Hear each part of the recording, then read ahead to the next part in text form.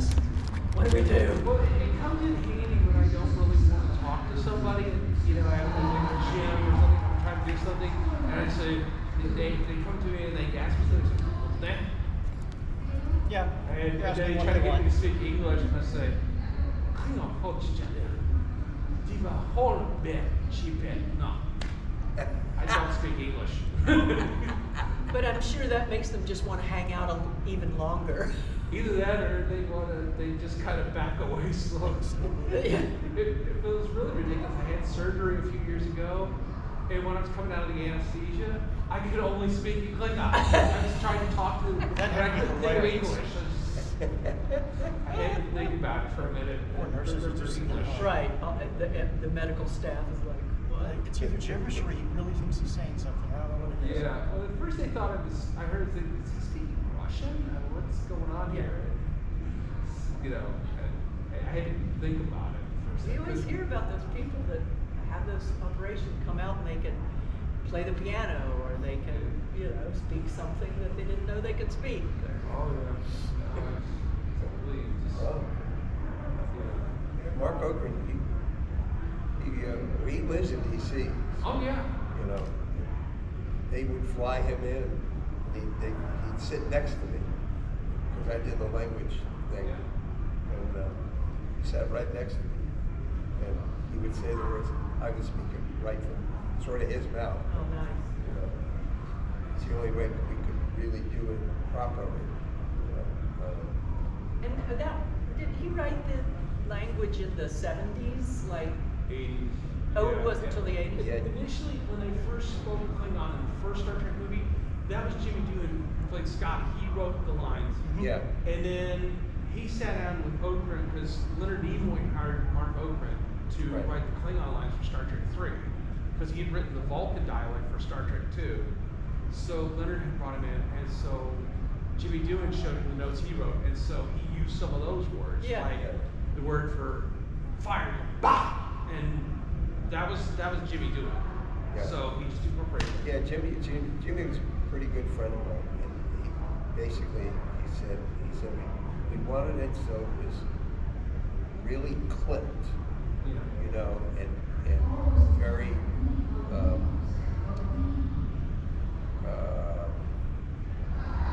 trying to think of the same words he used.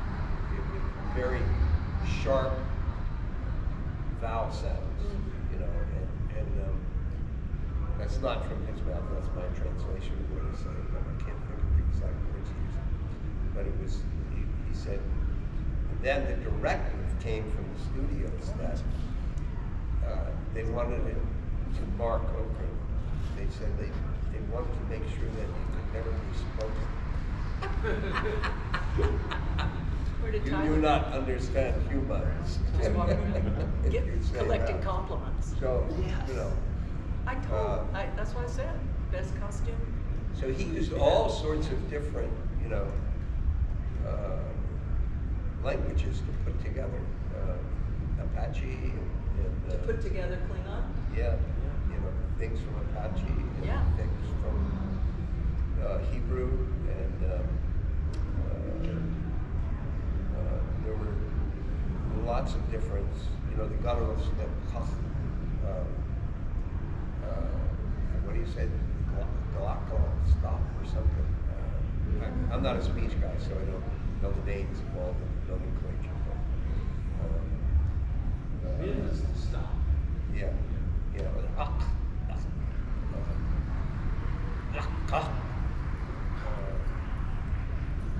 So through the years, I don't speak it, but I can sure make it up really easy now. I would be mad at me if I did.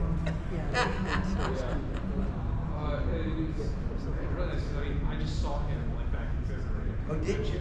How's he doing? He's doing great. Oh, good. We were talking a lot, and I was talking. I thought I wanted to make kind of fan fiction about some Klingon mythology about a Klingon vampire. And I said, can we just call it a Klingon vampire which would be literally a bloodless. Yeah, right, yeah. Yeah, that's very idea. Yeah. He's a great guy. I miss not seeing him because I haven't seen him in any conventions. Yeah, You know, he's also lately. been small. He's been like a Farpoint. Which I think you did Farpoint many years ago. Many years ago. And as a matter of fact, I did it like a couple of times. And then I did, what's the one that was at the Hunt That's Valley? Shore Leave, yeah. Yeah, Shore That Leave. hotel, they just closed that hotel down last year. Oh, really? Yeah, they decided not to rehab it. They just decided, a bunch of us went up there like the last weekend of October to say goodbye to it, because they just announced it all of a sudden. So the committee members had to run around and we're trying to find a new hotel. So now it's going to be in Lancaster, PA. That's sad. I like the place. They were all Yeah, right. Hey, how you doing? Getting there. They had mold on the ceilings. Oh, The air yeah. conditioner was Yeah. That's not good. Yeah. And I actually, I know, why, I don't know why it got moved. Character from Farsi, Dargo. They are.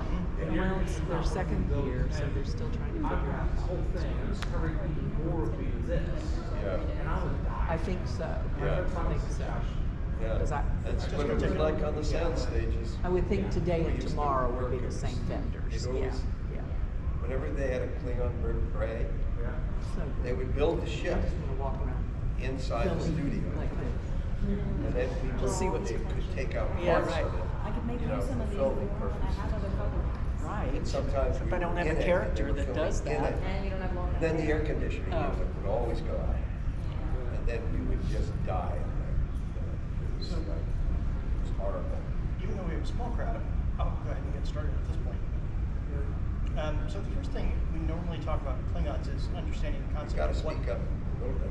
Yeah, and I don't want to use the microphone because they run the Klingon. Yeah. One of the things we talk about when it comes to Klingons is that the concept of honor. And of course, there's a couple different definitions. Everybody has a different version of what honor means to them. But the classical definition you'll find in most dictionaries is it's a contract between you and the society you belong to. So it is your personal self-worth versus what the society holds as their tenets of acceptable ideals and norms. Now, one of the things we're going to talk about today is how does that translate to Klingons? How does that showcase how their culture and stuff has evolved over the years? And one of the things that I've not had the ability to do before is have people who played Klingons, such as Mr. O'Reilly and Ms. Cochran, and have them share with us what their viewpoints were from some of the show things. Because they got to experience and or develop that culture from a very different viewpoint than reading about it in a history book. They had to kind of come up with it on the fly. So that's going to be kind of our talk today, and I hope you guys enjoy it. And we'll just kind of go from there, okay? All right. So I'll start with you. When Yep. You first had to put on Galactic Yeah. and come out to the stage. How did you prepare for that role and understanding his sense of gravitas that you would bring? What do you mean gravitas? What- Sense of bearing. How did you? Because he was supposed to be one of the chief leaders of the Klingon houses. The first shot that Gowron was ever in is actually when we're all lined up. I mean, I make an entrance. It's so dark you don't really see who it was. They did that on purpose. And then it's actually my very favorite thing that Gowron ever did. It's so short. It takes place in about 2 seconds. It's a camera pan, and then Patrick is next to me, and I kind of tower over. And they also had like 2-inch lifts, so I'm towering over. And I just looked at him and went, "Human." Just like thinking that humans are the most disgusting, lowly creatures in the galaxy. And I had never really experienced humans very much, except to kill them in the past. And they're just grotesque to me because their ways, and my ways are different because I'm Klingon. And I enjoyed that moment. And then when Patrick, the storyline happened to be, we had to use Patrick to deal with me overcoming the Duras. And the Duras were corrupt, and I was not. And my family kind of been thrown out of that. I mean, that's a made-up thing I had to make up because it wasn't written. So I made it up in terms of being an actor, you know, writing his own book.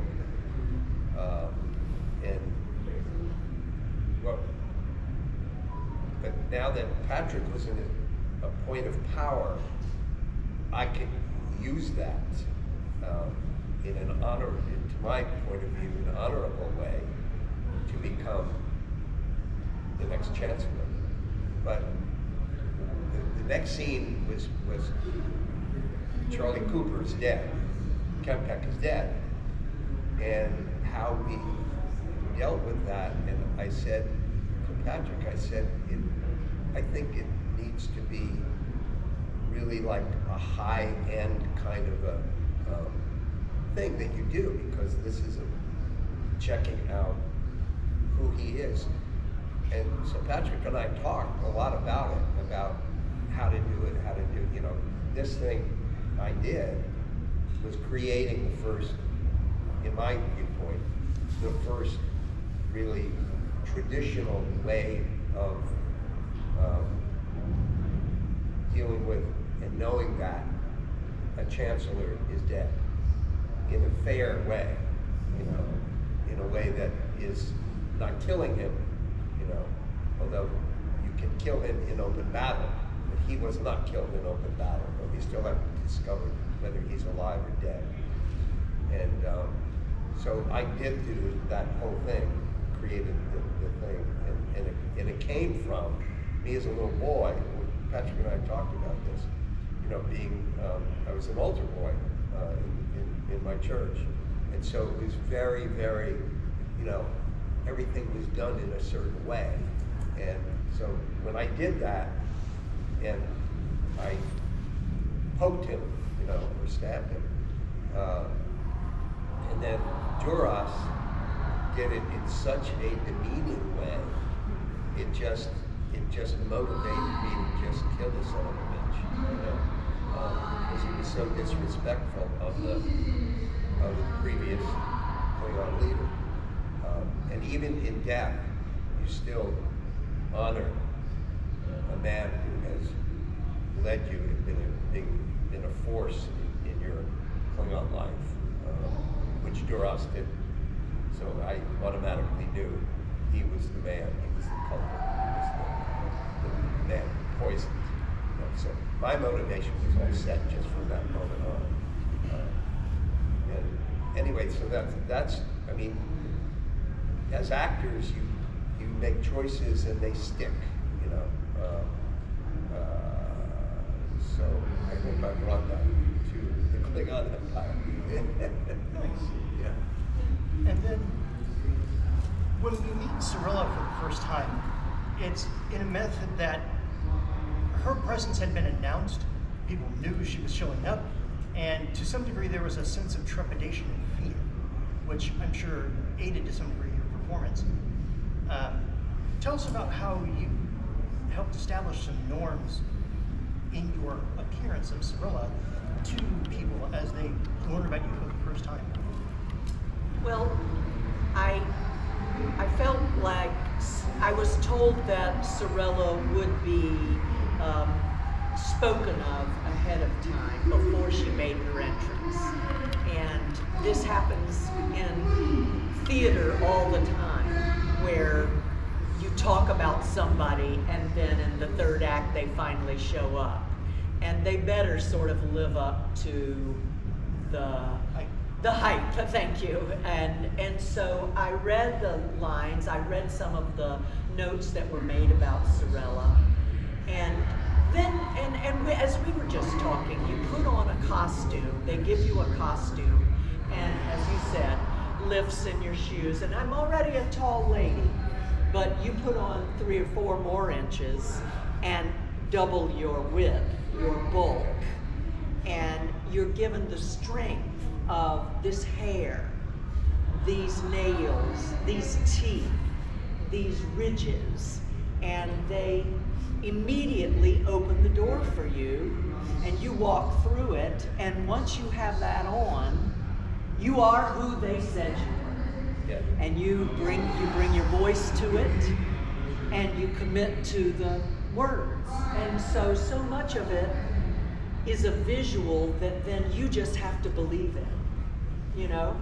So that's the way I went, and no one gave me a lot of instruction about the Klingons, but I learned some words, and the assertiveness of that language tells you that this is not a passive race of people, race of beings. This is not a submissive group.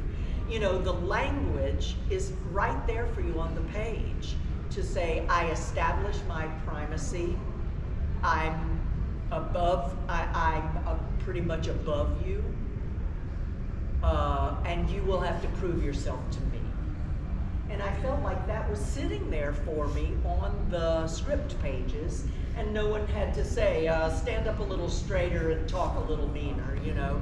It just kind of takes you over, and it's the part about acting that's so wonderful, because I'm not a wildly assertive person in life, you know, but the joy of stepping inside of that and putting it on and being given permission to behave in this way is everything, you know.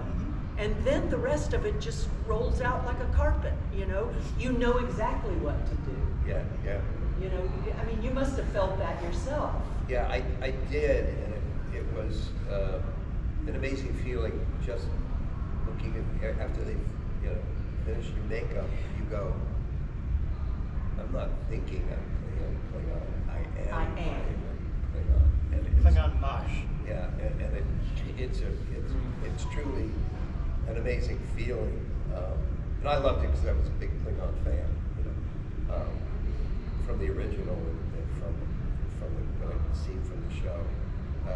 But the one thing that I did bring to it is I never really, I thought even on the original that they didn't bring in the humor, which Gowron, I'm very proud of, and I brought in the humor of the Klingons.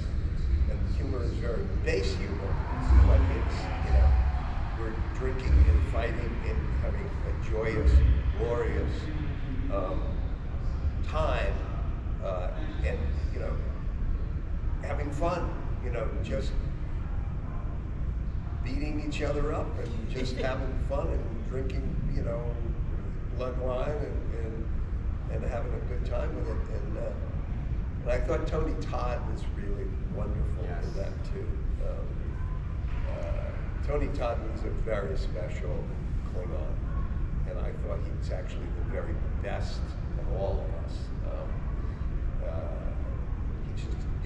He has this wonderful way of doing things that are very theatrical that you can't do. You can only do it in really Shakespeare. Yeah. You know. Yeah. And maybe some other plays here and there, but you know, as a Klingon, you can get away with anything. You know, you can create our world the way we created it, and then go further. And Martok was like that too. You know, although he was, you know, he was Mr. Grumpy Man, you know, Grumpy Klingon.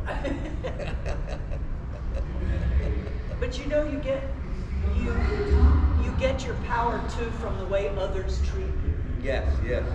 So others defer to you, and that raises your stature without you having to work or try for it. Yeah. Because they defer, you know.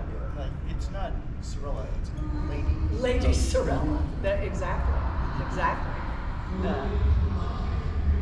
And also, you know, I think I came into the Star Trek universe thinking that it was a thinly disguised story about race relations. This race not getting along with that race. But it's so much more than that. Yeah. And it also had to do, in my case, with power dynamics between the sexes and what respect and honor look like between men and women, Mhm. or male and female, I should say. Yeah, yeah. In the Klingon power dynamic, and I hadn't seen a lot of examples of it, and JG sort of understood that and Yeah. kind of brought me in, and he gave me the honor and respect, so I didn't have to work for it. Yeah. And that was, I think, really important, you know, for the Empire, in terms of the Empire of the strength of a woman. You know, a lot of cultures, if you have that kind of culture, you think of it as a male culture. Right. And then all of a sudden your character came in and you went, oh no, it's not a male culture. It's just a Klingon culture. And she handles him just as easy, you know, as pie Yeah. when she needs to. And he'll shut up. Yeah, You know, yeah. And that was important to see, you know. I think so too. It's a glorious Yeah. concept that a lot of Klingon culture, while they will have terms to distinguish between male and female, and then they already have gender neutral terms in their language. So that way they could use they or them to refer to you before you ever, they don't really care that you're a male or a woman. Yeah. They could simply say that person, and that's it. That's all you'll ever need to refer to them. Some of my trans and non-binary friends, they use the pronouns they and them. Correct. And I've sort of said to them, why don't you use which is the Klingon, because it's gender neutral. Yeah. Right, It's right. not a man or female. Yeah, yeah. So, and I've sort of been trying to start a trend for the trans community.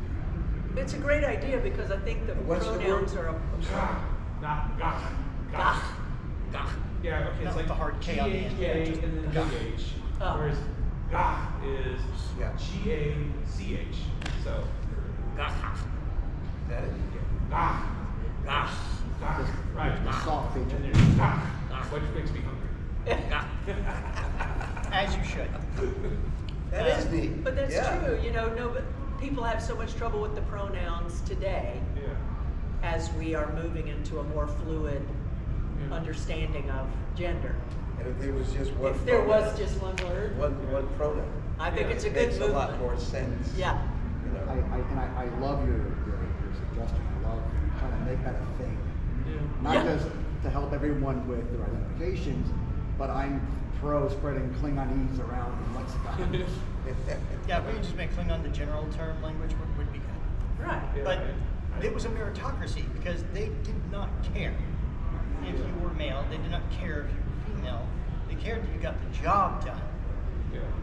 And so, in the same manner that Groka comes up a number of times, there are always examples where, okay, well, the man did do his job. He didn't die honorably. There's a thing that an exemption needs to be made. There's only a female left. No problem. We'll make her lead. We got rules for this. And as long as you can fit those rules around it, anybody can be in charge. And for as much as you want to take a society for being brutalic, you can also look at that same society. You're like, you're very egalitarian. Yeah, that's the That word. I you're was- having any number of people come through and do that. None of those things can be contributed to our society today in the current context of, I would say, mostly an American viewpoint. Because there are other countries around the world where it's a little easier and a little more lax and a little more accepting of whether or not someone's male or female to rule, or in some cases, non-binary, transgender. Those things are still approached in value. We still seem to have a bit of a hook into the mix, and trying to get off that is proving to be difficult. You know, it's funny now that we're talking about it, we're in this world now, as opposed to 30 years ago when we filmed it.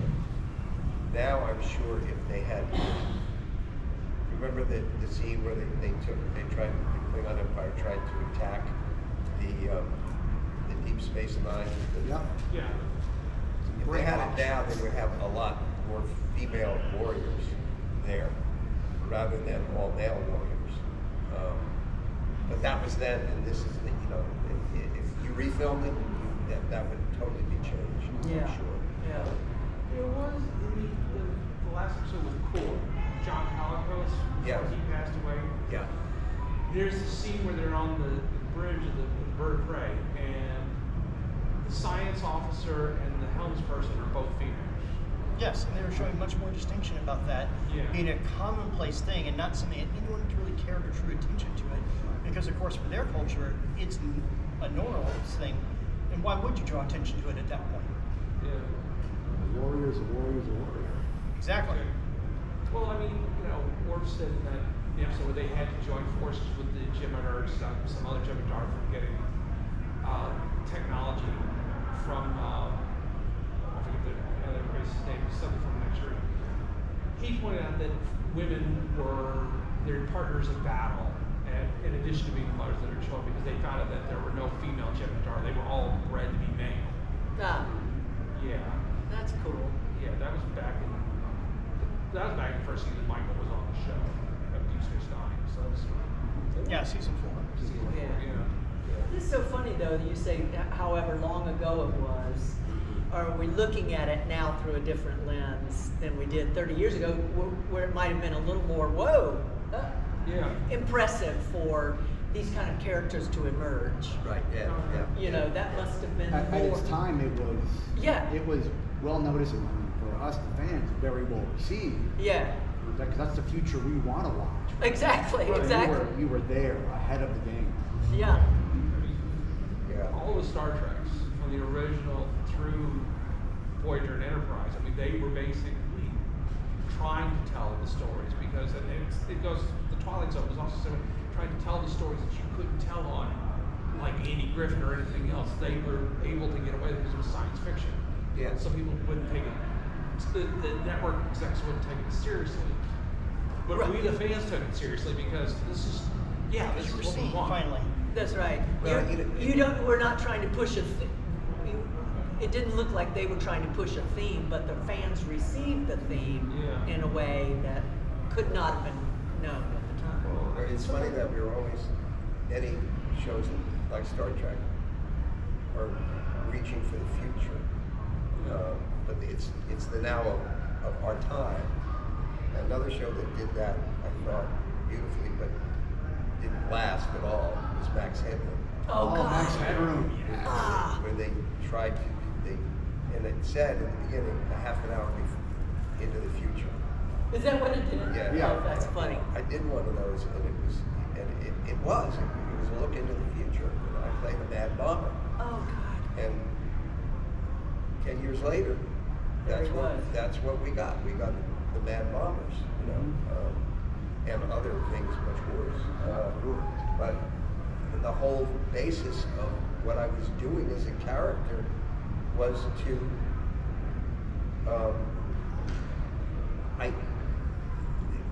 the lines were, I'm not really doing this. I'm filming that I'm doing this. But what I'm doing this is to make publicity so I get money to do this for. And it's like, that was, when you think about it, that was the future. That's why these people do that. Right. So they can get attention. Going back to Star Trek, Star Trek was the dream of reaching out to all of humanity. Was the spaceship that goes through space, and we're all different people getting along together in the universe,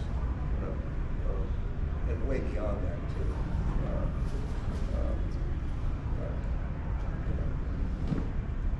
So, when we think of those concepts of honor and how things have changed, culture is evolving, some of the things we have to understand is that they had an impetus in their culture known as Kalish.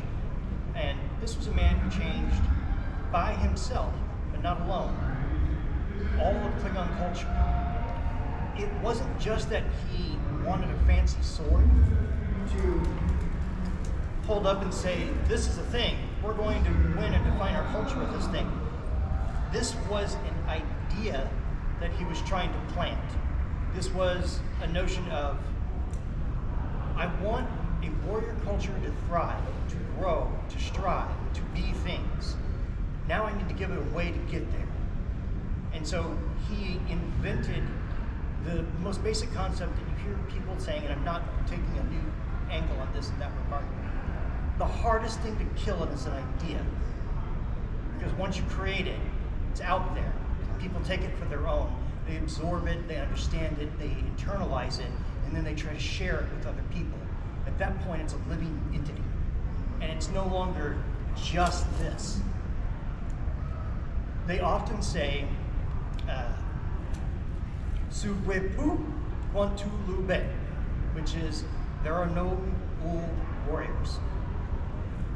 This concept is essentially true in the Batleth, and in what the Batleth is supposed to intensify for everybody, is that you have ways that you can carry yourself when you stand up straighter and you notice the change in posture, and you hear your voice start to enunciate further. You carry your idea forward. You are the Batleth. That's not changed. It is simply an idea and a source rather than talking small and meekly because you're unsure, you're scared. And to be scared is perfectly Klingon.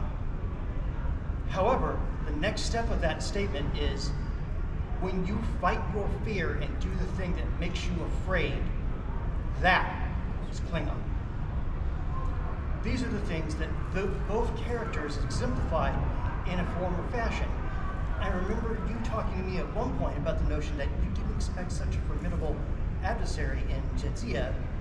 Can you tell a little more of us about that when you spoke to her and she actually pushed back?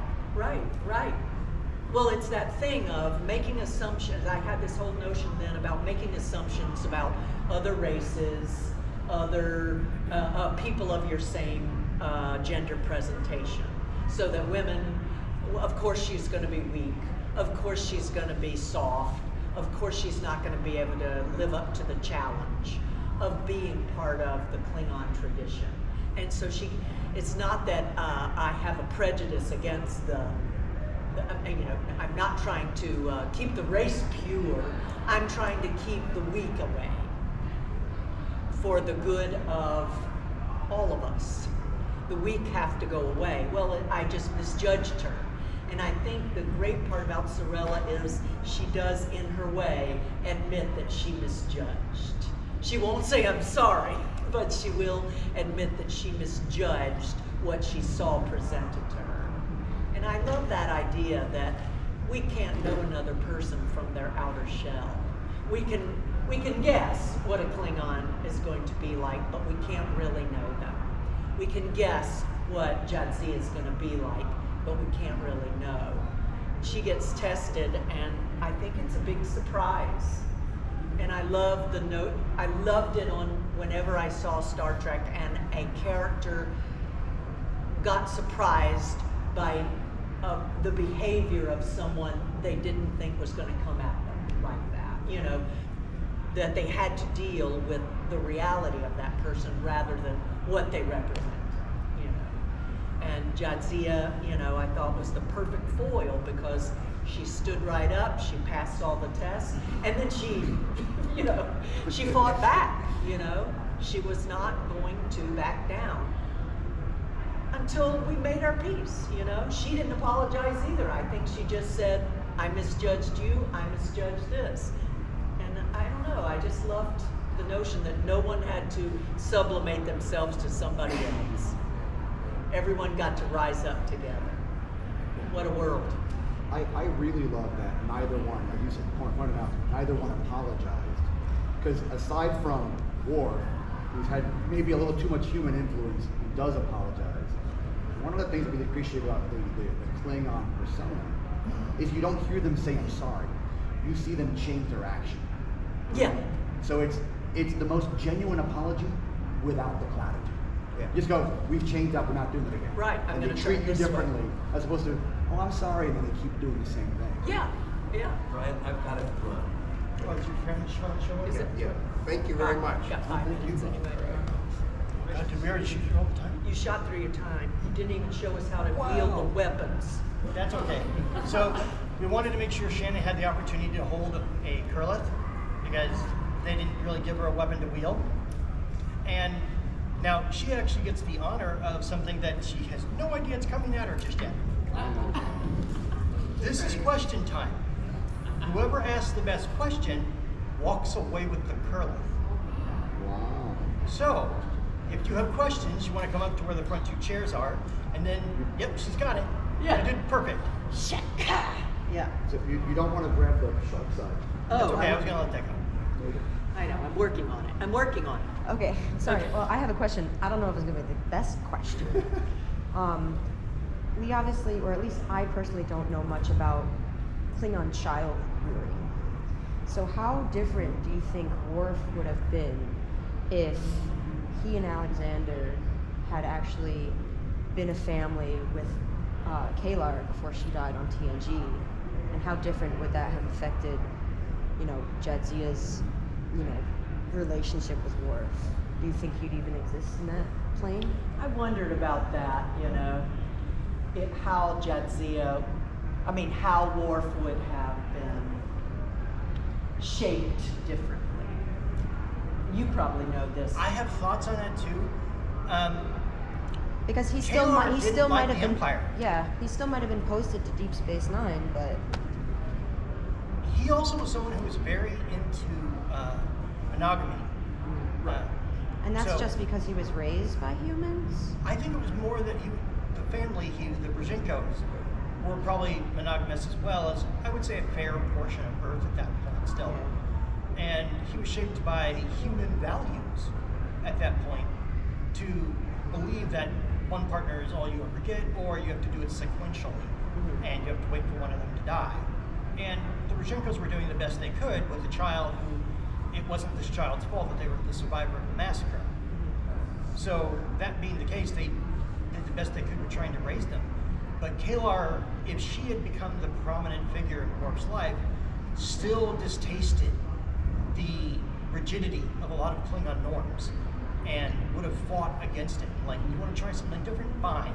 You think this person's hot? Let's maybe, if I think anybody would have included a polyamorous relationship with Worf, I think it would have been Kalar. Huh. Yeah. Yeah. Yeah. Interesting. I mean, she is the only Klingon I've ever been attracted to. So Well, no offense. in his rigidity, Worf's rigidity about things, needed to have the edges kind of Buffed off. 'Cause buffed off. Yeah. He had a very 10,000-foot view of Klingon culture. Right. And it wasn't really like down in the nitty-gritty with all the nuance. It was like, I read this in a book and I'm going to do it that way. Right. More Klingon than Klingon. Exactly. Yeah. There's more Klingon than Klingon. So Yeah. if he had actually raised Alexander, do you think that would have created any other ripples? I think it was the thing he was afraid of the most. Right. I think he sat up at nights terrified he was screwing it up Yeah. every night. Like a lot of parents. I'm like, that sounds like parenting. Period. Yeah. But, and I think unfortunately, he took that too far and pushed his own child away. And in hopes that someone else could do a better job than him. Yeah. And in his mind, I think he was believing that if I give him a Klingon upbringing, or I put him in a Klingon house that can do it with KDF, then they'll do the job that I would screw up. But the reality is, that's not what Alexander was looking for. Alex made it very clear. Alex from the future made it very clear. Like, I just wanted you to be my dad. Yeah.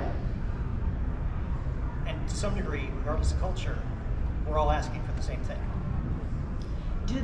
You know this better than I. Did they talk about which parent really took the responsibility of rearing on? Was this relegated mostly to the female? So the interesting part, younger children would, up to a certain point, would stay with the female side of the house. Now you're going to see this happen in a ton of Earth cultures. And since they borrowed from so many different cultures to kind of create, there is Oriental when it comes to weapons, there was Native American when it came to a lot of the practices and norms, but even in Native American societies. Now again, I am over grossly simplifying this concept, just so we're clear. There was a number of them that up to a certain age, the mother raised the child. But after a certain point, it was handed over to the father to do the remainder. Right.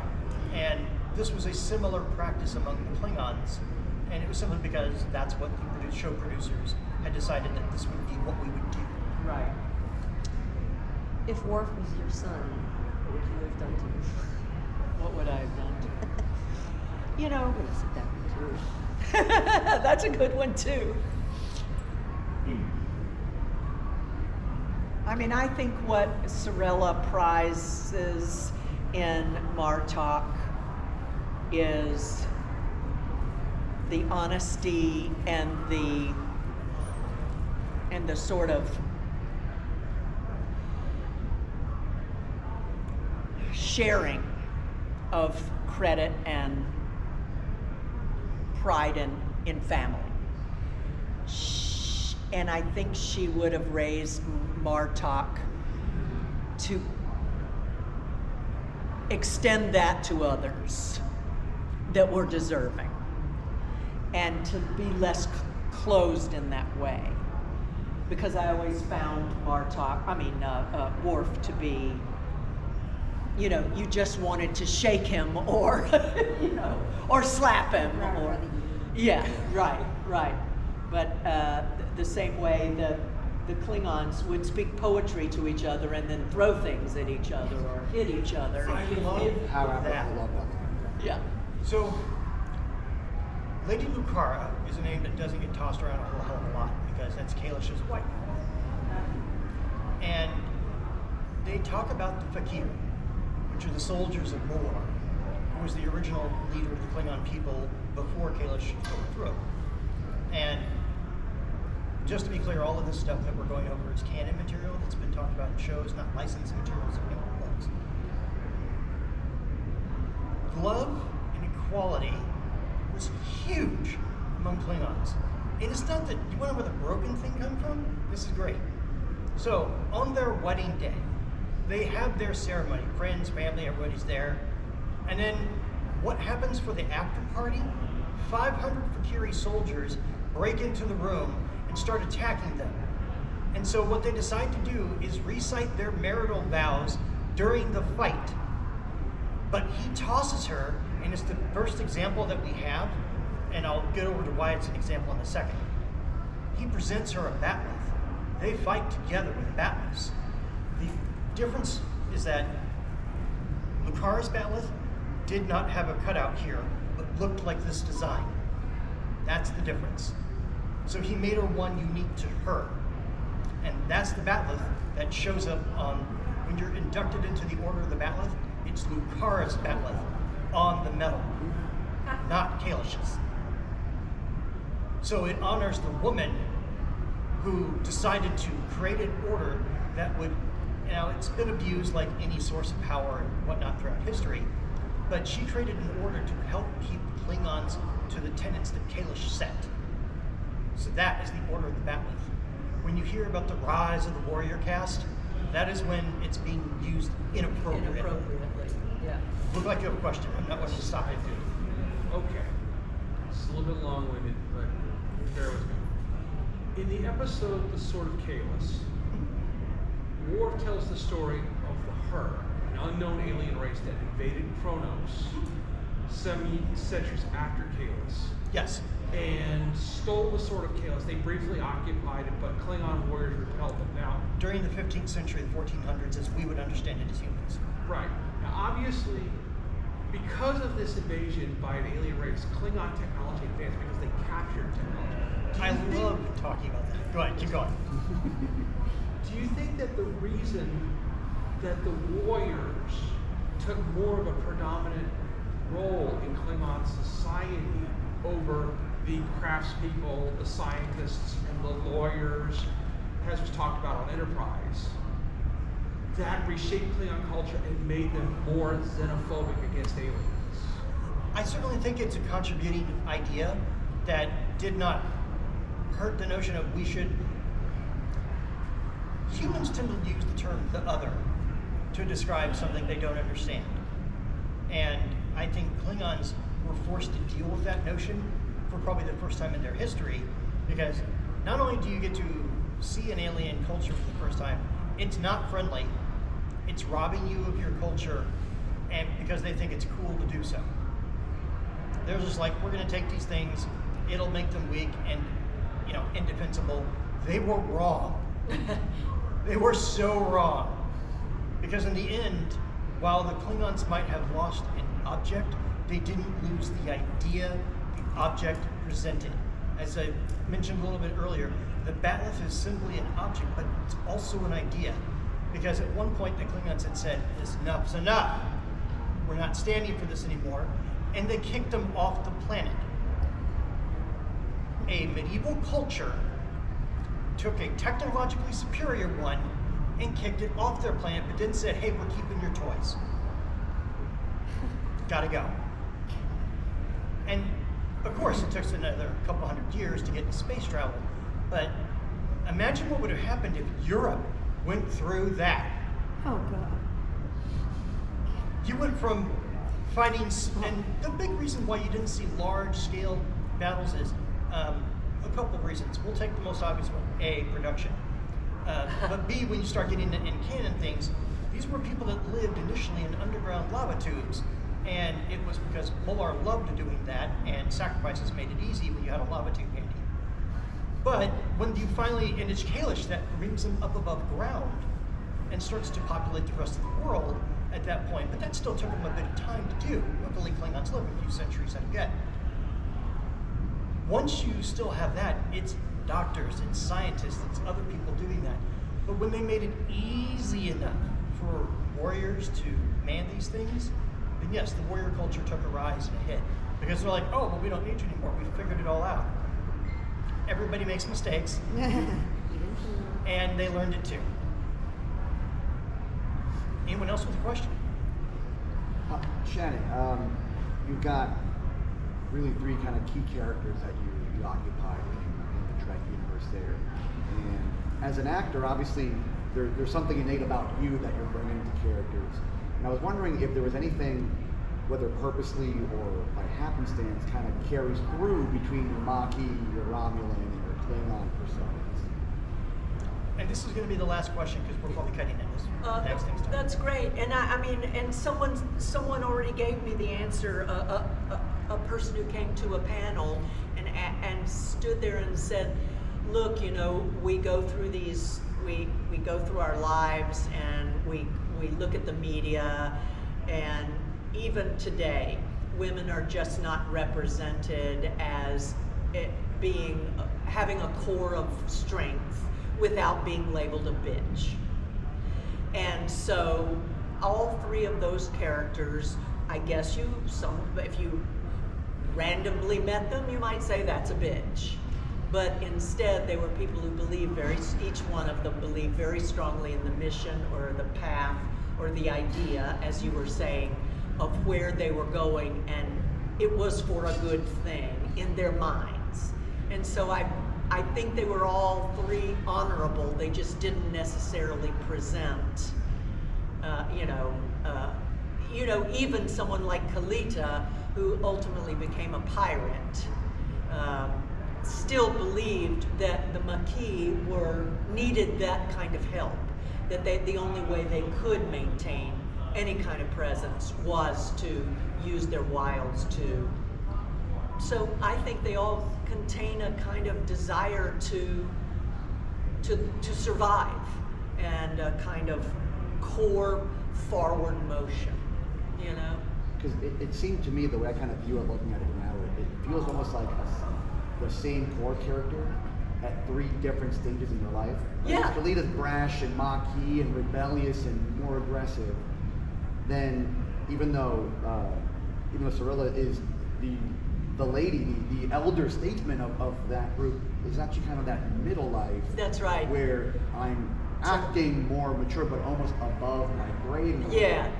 And then while Tommy, you're in the wrong side, it's more like, look, I know what I can do. That's right. And you still had that confidence, but it was a little less abrasive about it. Yes, yeah, it didn't need as much, but it was very much someone who'd seen it all and, could instantly spot weakness and could instantly figure out a plan to annihilate. And, yeah. It felt That's like cool. while you're playing different people, it felt like it was just you in different stages Moving of through life. life, yeah. Can I yeah. have the three of you who ask questions stand up here for a second?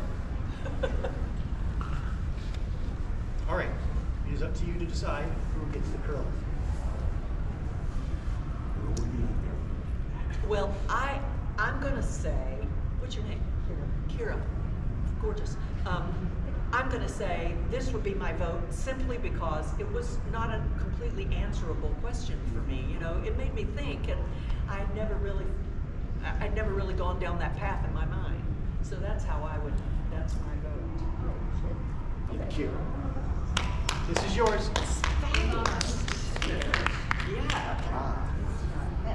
I hope I didn't Oh, offend. I did want to be part of that. That's okay. I'll make my own. Cool. Yeah. So I have a couple of bags that we can put that in so you can wrap that up. Yeah. Can I take a photo? Everyone, thank you for coming to the panel. Can I take a photo? Oh, do you want to get a picture? I just want to get a picture. Yeah. Oh, for sure. Come on in. Beans. Do you want to get in? Get in here. In your You're all cetacean caught ops. in my Cetacean ops. Thank you so much. All right. Wonderful. How you made It's fabulous. I know.